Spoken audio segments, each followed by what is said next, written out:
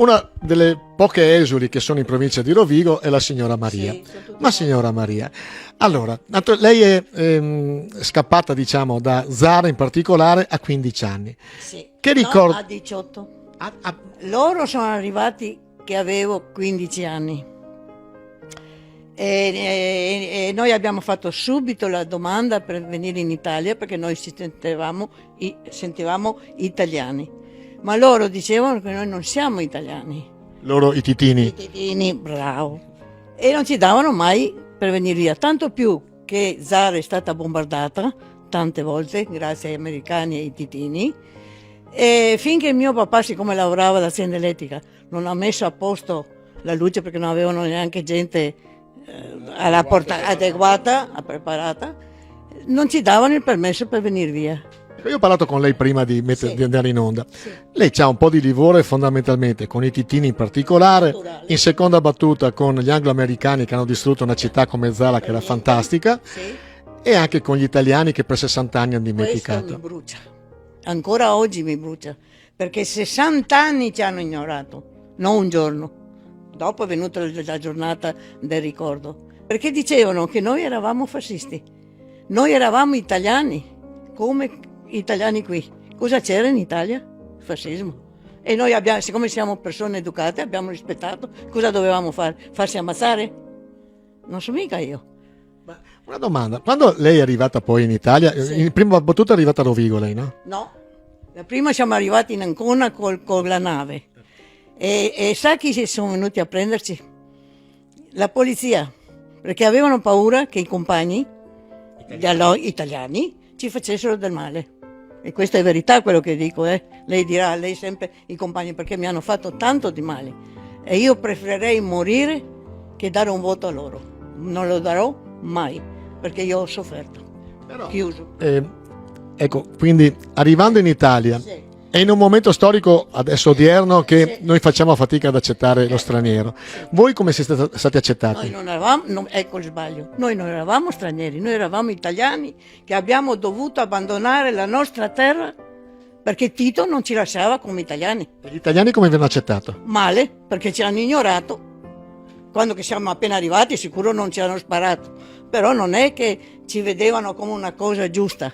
Adesso parlano, adesso viene fuori questo o quello, ma noi abbiamo sofferto lì, morti, paure, perdere tutto. Prima i bombardamenti, poi gli americani che si sono fregati dopo 40 giorni, quando che loro avevano già ammazzato e fatto quel che hanno fatto. Poi siamo venuti in Italia ringraziando Dio, che io sempre ringrazio Dio. Mio papà è andato subito nei pompieri, perché ha detto io sono stato richiamato, perciò piuttosto andare in campo profughi. E a Venezia ci hanno dato una stanza in caserma e finché dopo hanno trasferito il mio papà a Rovigo. Ecco perché siamo a Rovigo. Ecco, lei a 18 anni è andata via. Sì. Facendo una fotografia di quel periodo, cos'è che le manca di Zara? La mia città finché vivo, Sì. ma non tornerei più. È più tornata, più tornata. Sì, torno con i miei zaratini, ci troviamo 2 volte all'anno per i morti e in maggio. E siamo tutti vecchi, sa, io sono del 30, dunque pensi lei. E io naturalmente la mia terra, anche perché vivevamo bene, oltre a essere questa italianità dentro che abbiamo, una cosa che nessuno ci può capire, nessuno, perché loro credono che siamo come gli emigrati. Non veniamo, noi non siamo venuti in Italia perché ci mancava il lavoro o cosa, solo per italiani, perché se Tito ci lasciava come italiani, noi restavamo a Zara. Io ho fatto scuole italiane.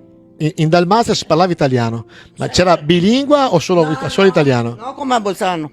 No, noi non siamo come Bolzano che sono italiani perché gli conviene, le dico io, sono sincera.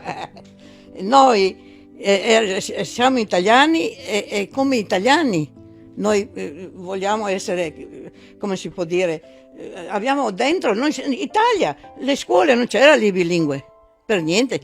Dio mio, poi lei sa quando si è ai confini, la lingua la impari anche. Io poco capivo, poi quando è venuto Tito, poco tanto dovevi per forza, perché dove andavi...